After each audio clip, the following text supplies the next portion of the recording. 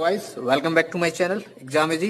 तो गाइस मैं आशा करता हूँ आपकी प्रिपरेशन अच्छी चल रही होगी। ठीक है, तो आज मैं आपके लिए बहुत ही अच्छे कॉन्सेप्ट से लेके आया हूँ। ठीक है, ट्रिक भी होगी, कॉन्सेप्ट भी होगा और यहाँ से 90% प्रोबेबिलिटी बनती है कि आपके एग्जामिनेशन में क्वेश्चन आएगा ही आएगा। ठीक है, तो आपने क्या करना है, एक तो ये ट्रिक से सारे क्वेश्चन निपटाने आज, और जितना भी कॉन्सेप्ट हो सकता है आपका, ये पूरा चैप्टर रेजिस्टेंस वाला है, करंट इलेक्ट्रिसिटी आपको कंप्लीट करना है। ठीक, हर चीज कंप्लीट करनी है गाइस। ठीक है, मेरा मोटो यही रहेगा। मैं मैन जो टॉपिक्स हैं पहले उसकी मैं ट्रिक्स बताऊंगा जहां पे आपका टाइम सेव हो जाए। ओके, चलिए बिना टाइम गवाए हम स्टार्ट करते हैं, क्वेश्चंस पे आते हैं। ठीक है, क्वेश्चन कह रहा है यदि किसी तार का प्रतिरोध 16 ओम है, ठीक है, यदि इसकी लंबाई दोगुनी कर दी जाए तो नया प्रतिरोध होगा। तो गाइस आपने ध्यान रखना है, जो रेजिस्टेंस का रिलेशन जनरली बच्चे जो याद रखते हैं कि उन्हें एक फॉर्मूला पता होता है, R equal to rho into l by है। ठीक, तो वो यहां से गाइस ये समझते हैं कि रेजिस्टेंस का जो रिलेशन है लेंथ के साथ डायरेक्टली प्रोपोर्शनल है, बट ये रिलेशन गलत है। आप यहां से बेसिकली बच्चों को जानकारी नहीं होती है तो वो मैक्सिमम क्वेश्चन गलत करके आते हैं। ठीक, मैं यहाँ पे बता दे रहा हूँ डायरेक्टली सारा ये कॉन्सेप्ट है। ठीक है, रेजिस्टेंस डायरेक्टली प्रोपोर्शनल होता है एल स्क्वायर, ठीक, इनवर्जली प्रोपोर्शनल होता है ए स्क्वायर, ओके, और इनवर्जली प्रोपोर्शनल होते हैं आर की पावर 4, इनवर्जली प्रोपोर्शनल होता है डी की पावर 4। आर क्या है यहाँ पर, तार की त्रिज्या है, ठीक है, radius of the wire, D is the diameter of the wire, मतलब तार का व्यास होगा। ठीक, ए क्षेत्रफल है तार का, ठीक है, और एल है लंबाई, लेंथ ऑफ द वायर। तो आपने ये कॉन्सेप्ट ध्यान रखना है। ठीक, मैं इसका पूरा ब्रॉड में नहीं जाऊंगा, क्या फंडामेंटल होता है, ठीक है, वो नहीं बताऊंगा, ये डायरेक्ट आपको तैयार रखना है। ठीक है, यहीं से क्वेश्चन बनता है, इसको भी जरूरत नहीं है। ठीक, थोड़ा संबंध ध्यान रखना आपको, रेजिस्टेंस डायरेक्टली प्रोपोर्शनल होता है लेंथ के स्क्वायर के। ठीक है, तो चलिए तो हम क्वेश्चन सॉल्व करते हैं।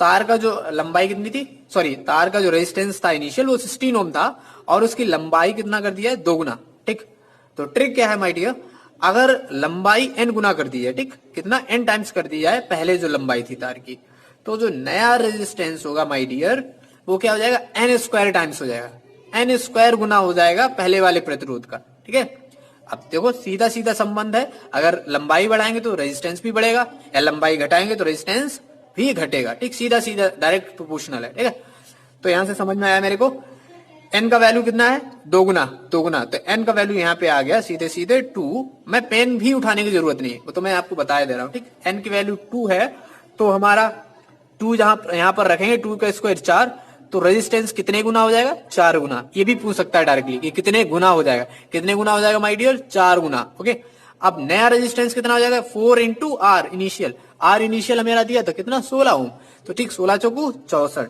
तो ऑप्शन डी होगा वो मेरा क्या है, राइट ऑप्शन। ओके, अब देखिए बच्चे जो गलत कर देते वो यही सो जाता कि यहां से क्या समझते कि अगर लंबाई 2 गुनी की है तो रेजिस्टेंस भी 2 गुना, तो वो ऑप्शन वो भी आपको मिलेगा वहां पे। ठीक है, 32 बच्चे यही ज्यादातर मारते, मैं बता रहा हूँ। ठीक है, तो फिर यहां से आपका क्वेश्चन गलत हो जाता है। कॉन्सेप्ट आई होप समझ पा रहे हो। ठीक, चलिए नेक्स्ट क्वेश्चन पे आते हैं हम।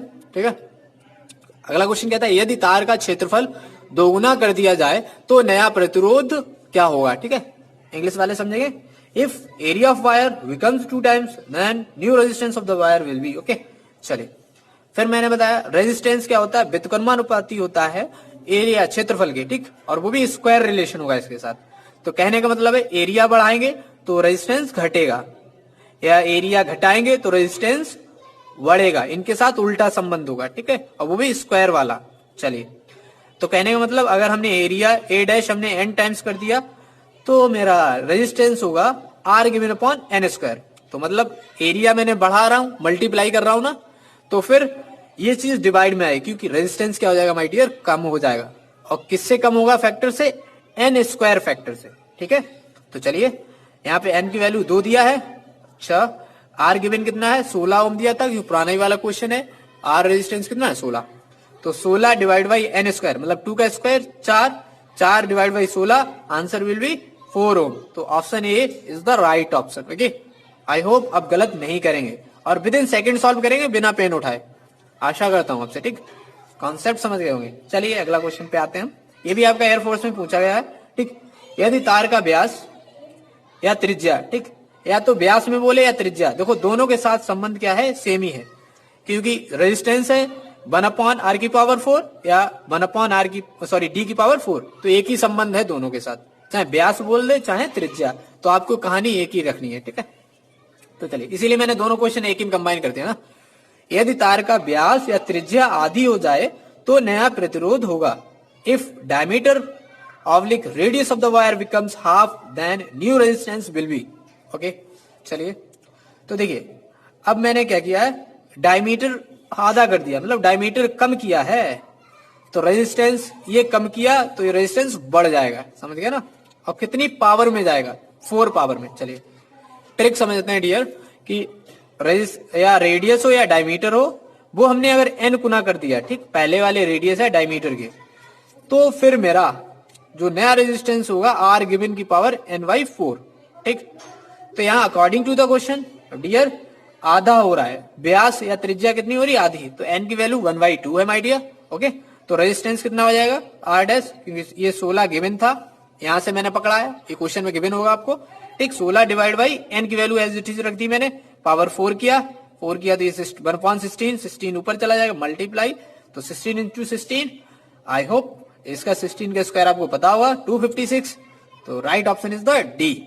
और बच्चे क्या करते हैं यहाँ पे, मतलब और भी गलत कर देते, ठीक, तो आप गलत नहीं करेंगे और बिना पेन उठाए सॉल्व करेंगे, ठीक है। आपको लुसेंट के या और जहां से भी क्वेश्चन मिले रेजिस्टेंस चैप्टर से, जो करंट इलेक्ट्रिसिटी है, बहुत अच्छी प्रैक्टिस करनी है, आज निपटा देना पूरा chapter with concept and with trick. Okay, चलिए एंजॉय करिए अपनी जर्नी को, ठीक है। और डिफेंस वेरियर है आप, लड़ेंगे तो लास्ट तक, जब तक फोड़ेंगे नहीं तब तक छोड़ेंगे नहीं। Okay, thank you, have a nice day.